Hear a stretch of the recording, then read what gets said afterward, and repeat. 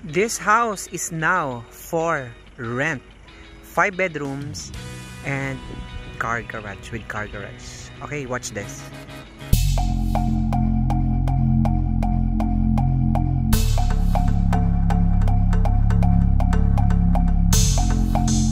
Welcome back to my YouTube channel, and for today's video, nandito ako ngayon sa Grand Centennial Homes na mayroon dito isang bahay na for rent.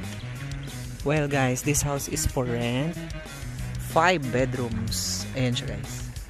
No, meron na siyang AC. Ayan, ito sa corner lang. So if you are interested with this unit, so PM nyo lang po ako para po sa price. Alright, so thank you and God bless.